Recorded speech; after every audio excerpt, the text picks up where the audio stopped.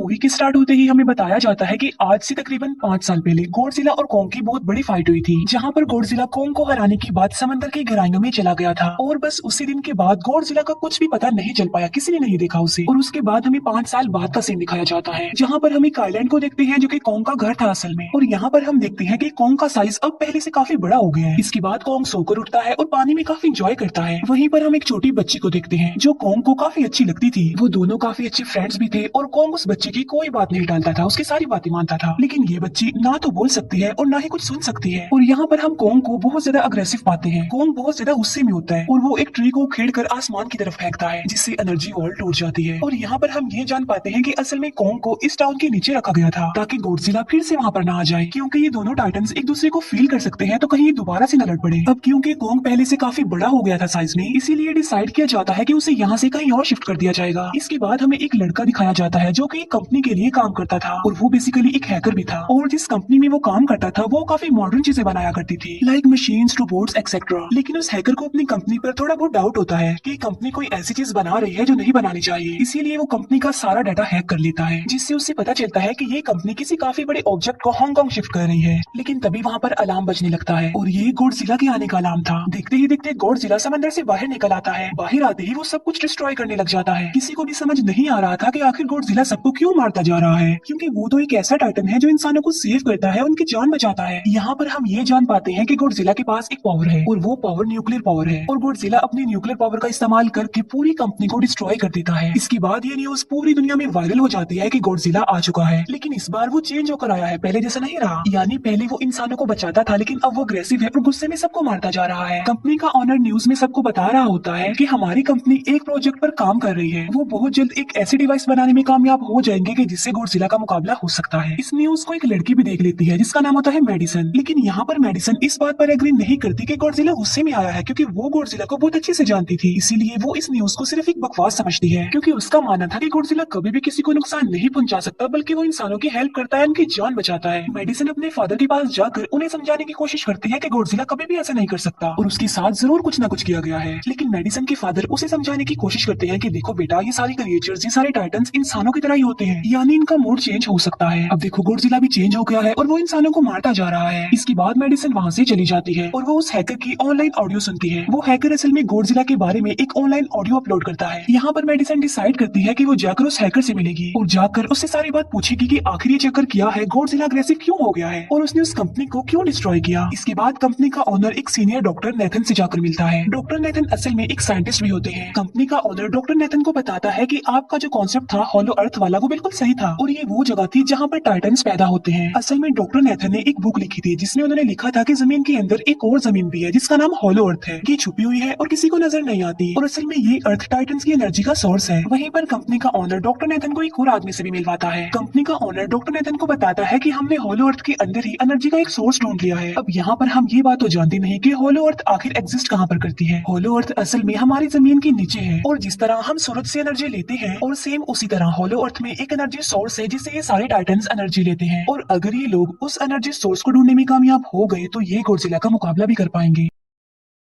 Doctor Nathan उनसे पूछता है कि आखिर हम उस हॉलो अर्थ तक जाएंगे कैसे, क्योंकि अब से कुछ साल पहले मेरे भाई ने भी वहाँ पर जाने की कोशिश की थी, लेकिन वो नहीं जा पाया और मर गया। यहाँ पर हम ये बात भी जान पाते हैं कि हॉलो अर्थ में ग्रेविटी नहीं होती, इसीलिए वहाँ पर हर चीज हवा में उड़ने लगती है। जिस पर कंपनी का ओनर डॉक्टर नेथन को कहता है कि आपको इस बारे में फिक्र करने की कोई जरूरत नहीं है, क्योंकि हमारी कंपनी ने एक एंटी ग्रेविटी कार बनाई है जिसकी मदद से हम वहाँ यानी हॉलो अर्थ पर जाएंगे। कंपनी का ओनर ये भी बताता है कि हर टाइटन्स में एक एबिलिटी होती है जिसकी मदद से हर टाइटन अपने घर को ढूंढ सकता है, इसीलिए हमें एक कॉन्ग की हेल्प लेनी चाहिए। इसके बाद डॉक्टर नेथन अपनी एक फ्रेंड जो कि डॉक्टर भी थी उससे मिलते हैं और ये फीमेल डॉक्टर कॉन्ग की देखभाल भी करती थी। डॉक्टर नेथन उस फीमेल डॉक्टर को समझाने की कोशिश करते हैं कि हमें कॉन्ग को उसके घर पर भेजना चाहिए और उसका घर हॉलो अर्थ है, क्योंकि हम उसे ज्यादा टाइम के लिए यहाँ पर नहीं रख सकते और अगर वो यहाँ से बाहर निकला भी तो गॉडजिला उस पर अटैक कर देगा, इसीलिए कॉन्ग सिर्फ हॉलो अर्थ में ही सेफ रह सकता है। अब थोड़ी बहस के बाद फाइनली वो फीमेल डॉक्टर भी इस बात के लिए एग्री हो जाती है, क्योंकि इसके अलावा उनके पास और कोई ऑप्शन जो नहीं था। फिर ये लोग अपनी पूरी आर्मी के साथ कॉन्ग को हॉलो अर्थ की तरफ ले जाने लगते हैं। कॉन्ग को को ये लोग चेन से बांध कर ले जा रहे थे। कोंग की फ्रेंड यानी वो छोटी बच्ची कोंग से इशारों में बातें करती है। बच्ची बताती है कि कोंग को गुस्सा आ रहा है क्योंकि उसे जंजीरों से बांधा हुआ है। आर्मी का लीडर उस फीमेल डॉक्टर को कहता है कि हम गॉडजिला के रास्ते से नहीं गुजरेंगे और हम किसी दूसरे रास्ते से ही जाएंगे ताकि गॉडजिला को पता न चल पाए। जिस पर वो फीमेल डॉक्टर कहती है कि जी हाँ बिल्कुल हमें ऐसा ही करना चाहिए क्योंकि गॉडजिला और कोंग की काफी पुरानी दुश्मनी है, क्योंकि वो दोनों ही खुद को मॉन्स्टर्स का किंग समझते हैं और अगर वो दोनों एक दूसरे के सामने आ जाते हैं तो तबाही मचा देंगे। फिर हम मेडिसन को देखते हैं जो कि अपनी फ्रेंड को लेकर उस हैकर से मिलने जाती है। यहाँ पर वो हैकर उन लोगों को बताता है कि असल में कंपनी एक काफी बड़ी चीज बना रही है और उस चीज को बनाकर हांगकांग शिफ्ट कर दिया जाएगा। लेकिन गॉडजिला को ये बात पसंद नहीं आई, इसीलिए उसने उस कंपनी पर अटैक करके उसे डिस्ट्रॉय कर दिया। फिर हम देखते हैं कि कोंग वाली शिप में अलार्म बजने लगा है। वो बच्ची फीमेल डॉक्टर को बता रही होती है कि गॉडजिला आ रहा है। डॉक्टर नेथन कहता है कि अब क्योंकि गॉडजिला बाहर आ रहा है तो हमें कोंग को भी आजाद कर देना चाहिए, यानी उसकी चेन्स खोल देनी चाहिए ताकि वो गॉडजिला का मुकाबला करके हम सबको बचा ले। और अब फाइनली गॉडजिला बाहर आ जाता है जो एक शिप को डिस्ट्रॉय करते हुए आगे बढ़ रहा था उन लोगों की तरफ। जब कोंग को पता चलता है कि गॉडजिला आ रहा है तो वो जोर से चिल्लाने लगता है, लेकिन उसे तो चेन से बांधा गया था। फिर ये लोग गॉडजिला पर रॉकेट और मिसाइल से अटैक करते हैं जिसका गॉडजिला पर जरा भी असर नहीं होता। जो उन लोगों के प्लेन्स होते हैं गॉडजिला उन्हें भी डिस्ट्रॉय कर देता है। और अब गॉडजिला कोंग वाली शिप की तरफ बढ़ रहा था। गॉडजिला उन लोगों के सारी शिप्स को डिस्ट्रॉय कर देता है और यहाँ पर गॉडजिला उनके शिप को पलट देता है जिससे कोंग और बाकी लोग समंदर में डूबने लगते हैं। फिर वो लोग कोंग के चेन्स को खोल देते हैं ताकि कोंग गॉडजिला का मुकाबला करके उन सबको बचाए। फिर गॉडजिला और कोंग की ग्रेट वॉर होती है जिससे कोंग गॉडजिला को समंदर में काफी नीचे फेंक देता है। फिर वो पलटी हुई शिप को सीधा करता है ताकि सब लोगों की जान बच सके, लेकिन गॉडजिला एक बार फिर से उठता है और वो उस शिप की तरफ जा रहा था जिसमें वो बच्ची थी। और यहाँ पर कोंग एक शिप से दूसरी शिप पर जंप करके फाइनली उस शिप तक पहुंच जाता है जहाँ पर गॉडजिला आ रहा था। यहाँ पर कोंग गॉडजिला को एक जोरदार पंच मारता है। फाइट बैक करते हुए गॉडजिला भी कोंग को मारता है जिससे कोंग नीचे गिर जाता है। कोंग एक बार उठकर फिर से गॉडजिला को मारता है और गॉडजिला जाकर समंदर में गिरता है। इस बात से गॉडजिला को काफी गुस्सा आ जाता है और यहाँ पर वो अपनी पावर यानी न्यूक्लियर पावर का इस्तेमाल करता है। ये देखकर कोंग जल्दी से अपनी जान बचाने के लिए पानी में कूद जाता है। गॉडजिला की जो न्यूक्लियर पावर की लाइट होती है वो हर जगह फैल जाती है। सब लोग उसे देखकर काफी हैरान रह जाते हैं और यहाँ पर हमें अंदाजा हो जाता है कि गॉडजिला कितना ज्यादा पावरफुल है। फिर समंदर के अंदर ही उन दोनों के बीच फाइट होने लगती है। गॉडजिला तो पानी में सांस ले सकता था, लेकिन कोंग जो कि इंसानों की तरह था वो पानी में सांस नहीं ले सकता था, इसीलिए कोंग हारता हुआ नजर आ रहा था।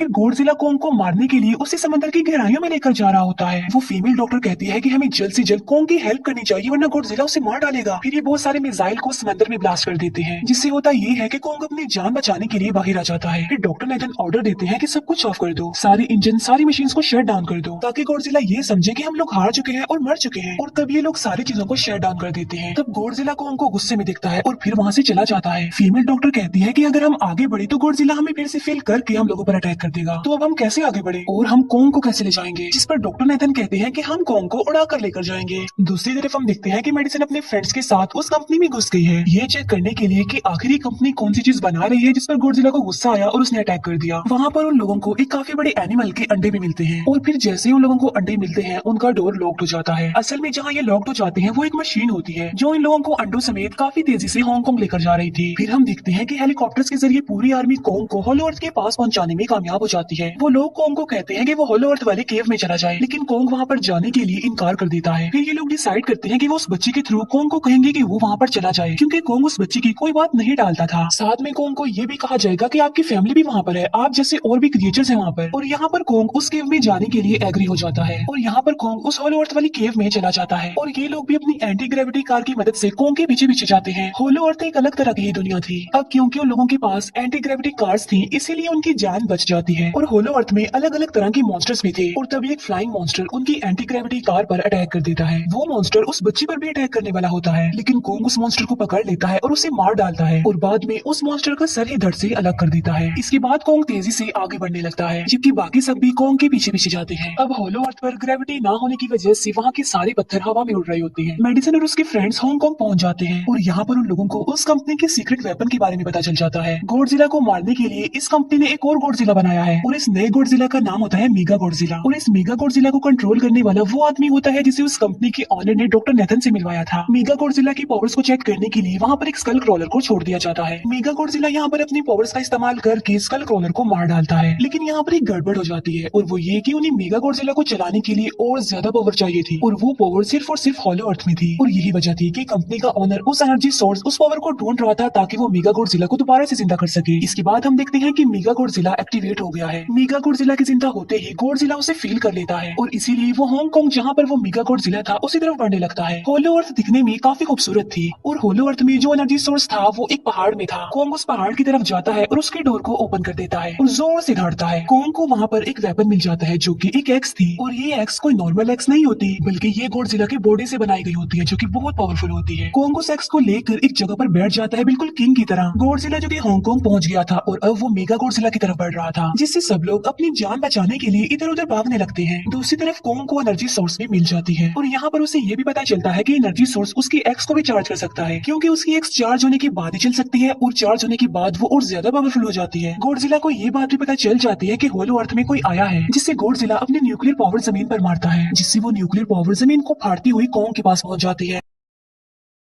कंपनी की एक फीमेल ऑनर उन लोगों के साथ ट्रेड करती है। वो इस एनर्जी का थोड़ा सा सैंपल अपनी कंपनी के पास भेज देती है ताकि वो लोग मीगा गॉडजिला को एक्टिवेट कर दे। हालांकि फीमेल डॉक्टर उसे ऐसा करने से मना करती है लेकिन वो उसकी एक नहीं सुनती और जब उस लड़की को रियलाइज होता है कि यहाँ पर गॉडजिला भी आने वाला है तो वो वहाँ से भागने लगती है। लेकिन तभी कोंग उसकी कार को पकड़कर उसे डिस्ट्रॉय कर देता है। कोंग अपना एक्स लेकर गॉडजिला से लड़ने के लिए तैयार हो जाता है क्योंकि इस न्यूक्लियर पावर के जरिए गॉडजिला ने कोंग को लड़ने का इशारा दिया था। फिर कोंग वहाँ से भागते हुए हांगकांग आ जाता है। कोंग गॉडजिला पर अटैक करता है लेकिन बाय मिस्टेक उसकी वो एक्स एक बिल्डिंग में फंस जाती है और मौके का फायदा उठाकर गॉडजिला कोंग को नीचे गिरा देता है और यहाँ पर इन दोनों के बीच जबरदस्त फाइट होती है। गॉडजिला कई बार अपने न्यूक्लियर पावर का इस्तेमाल करके कोंग को मारने की कोशिश करता है लेकिन कोंग बहादुरी से मुकाबला करते हुए हर बार बच जाता है। फिर कोंग अपनी एक्स से गॉडजिला पर अटैक करके उसे इंजर्ड कर देता है जिससे गॉडजिला को गुस्सा आ जाता है और वो अपने न्यूक्लियर पावर का इस्तेमाल करके कोंग को दूर फेंकता है लेकिन कोंग अपनी एक्स की मदद से उस पावर को अपनी तरफ आने से रोक देता है। इन दोनों के बीच काफी देर तक फाइट चलती रहती है। अब क्योंकि गॉडजिला काफी ज्यादा पावरफुल था इसीलिए कोंग हारता हुआ नजर आ रहा था।